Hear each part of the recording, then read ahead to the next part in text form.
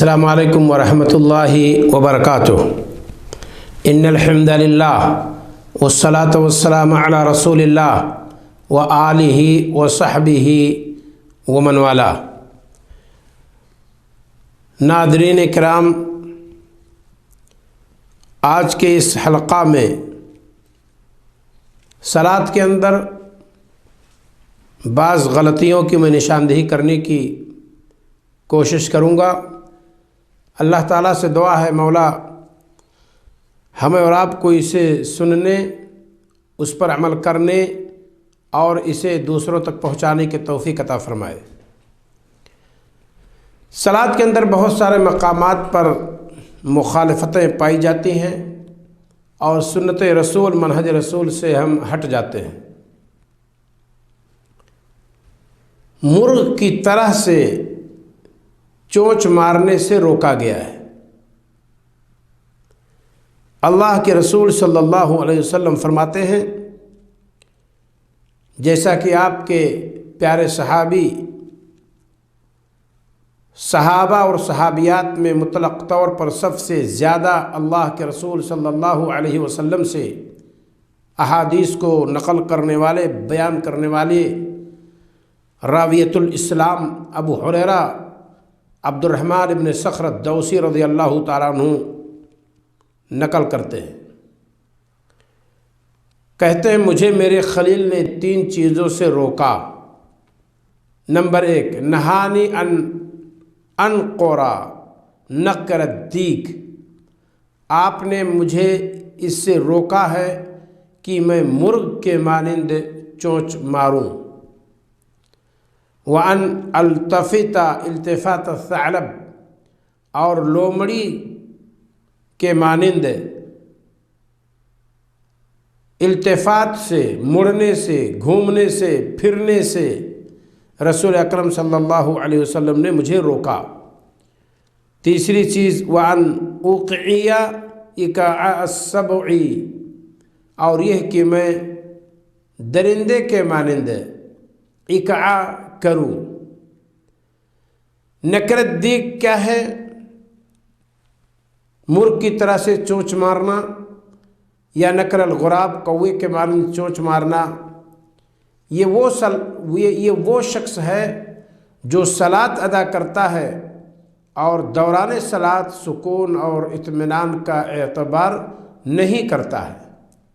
تو جس شخص کے صلاۃ سے اطمینان اور سکون جاتا رہے، خصوصی طور پر رکوع اور سجدہ میں سکون اور اطمینان نہ ہو، تو ایسے شخص کی صلاۃ نہ تو قبول ہوتی ہے، اور ایسے شخص کے سجدہ کرنے کو کوے کی طرح چونچ مارنا، ٹھونٹ مارنا، اور اسی طریقے سے مرغ کی طرح سے چونچ مارنا قرار دیا گیا ہے۔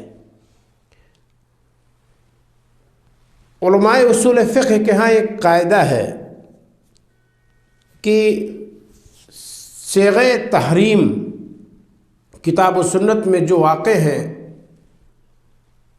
انہی چیزوں میں سے ایک چیز کسی عمل کو شیطان کا عمل قرار دیا جائے، کسی عمل پر لعنت کیا جائے، کسی عمل کو ابلیس کا کام قرار دیا جائے، کسی عمل کو یہود کا کام قرار دیا جائے، کسی عمل کو مجوس کا کام قرار دیا جائے، کسی عمل کو کسی جانور کا کام قرار دیا جائے، اس کی ادا اور اس کی عادت قرار دی جائے، تو اس کا مطلب کہ وہ عمل شریعت میں حرام ہے، انسان کو ایسا عمل نہیں کرنا چاہیے۔ دوران صلاۃ لومڑی کی طرح سے التفات، یعنی دوران صلاۃ مصلی کو چاہیے کہ اپنی نگاہ سجدے کے مقام پہ رکھے، عام حالت میں وہاں نہ رکھ کر کے دائیں بائیں دیکھنے کی کوشش کرتا ہے، تو اسی کو التفات ثعلب کہتے ہیں۔ سکون و اطمینان کے ساتھ صلاۃ ادا کرنے کو کہا گیا ہے۔ وہ شخص جو اپنی صلاۃ میں غلطی کر رہا تھا، بھول کر رہا تھا، رسول اکرم صلی اللہ علیہ وسلم نے جب نشاندہی کی تو آپ نے فرمایا ثم اسجد حتی تطمئن ساجدا، پھر تو سجدہ کرے یہاں تک کہ حالت سجدہ میں اطمینان اور سکون کے ساتھ ہو جائے۔ اس سے پتہ چلتا ہے کہ سکون اور اطمینان صلاۃ کے اندر مطلوب ہے۔ علماء نے اسے رکن قرار دیا ہے، کیونکہ رسول اکرم صلی اللہ علیہ وسلم نے اس شخص سے جس کی صلاۃ میں سکون و اطمینان مفقود تھا، آپ نے فرمایا ارجع فصلی فإنک لم تصلی، جا دوبارہ صلاۃ ادا کر، تو نے صلاۃ ادا ہی نہیں کی ہے۔ گویا کہ یہ رکوع کی ایک کیفیت، سجدہ کی ایک کیفیت جو تو نے اپنائی ہے، اسے اللہ رب العالمین قبول نہیں کرے گا۔ تو یہاں پر اس حقیقت کو ہم سمجھیں کہ سکون و اطمینان اگر مفقود ہو جائے سجدہ میں تو انسان کوے کی طرح یا مرغ کی طرح سے چونچ مارے گا، اور اسی طریقے سے خوشو اور خضوع جب نہ رہے تو لومڑی کی طرح سے دائیں بائیں مائل ہوگا اور درندے کی طرح سے بیٹھے گا۔ درندے کی طرح بیٹھنے کا مطلب یہ ہے کہ انسان اپنے دونوں ہاتھوں کو حالت سجدہ میں صرف اس ہتھیلی کو رکھنا ہے، اور صرف اس ہتھیلی کو نہ رکھ کر کے وہ اس ذرا کو بھی رکھے اور اس پورے بازو کو رکھے زمین پر۔ اسی کو ایقاع سبع سے تعبیر کیا گیا ہے، یعنی درندے کی طرح سے ایقاع کرنا۔ جس حدیث کو میں نے ذکر کی ہے، ابو ہریرہ رضی اللہ تعالیٰ عنہ راوی ہیں، اور اسے مسند ابی اعلیٰ میں دیکھ سکتے ہیں، 2619 میں موجود ہے۔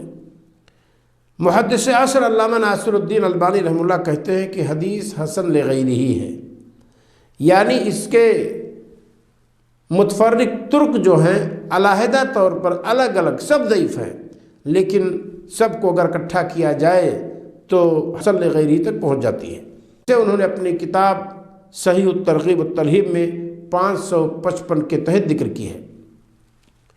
بعینہ اصل و صفت صلاۃ النبی کے اندر بھی انہوں نے ذکر کی ہے، مسئلہ کا نمبر ہے 644۔ تو دوران صلاۃ نہ تو ہم التفات ثعلب کا طریقہ اپنائیں اور نہ ہی ہم مرغ کے مانند چونچ لگائیں اور نہ ہی ہم درندے کے مانند بیٹھیں، یعنی حالت سجدہ میں ہم اپنے اس بازو کو نہ بچھائیں۔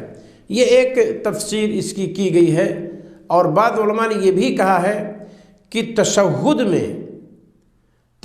میں انسان اس طریقے سے بیٹھے کہ اس پنجے کے ذریعہ سے گھٹنے کو پکڑے اور پھر بازو کو ران پر بچھا دے، اس کو بھی کچھ لوگوں نے لکھا ہے۔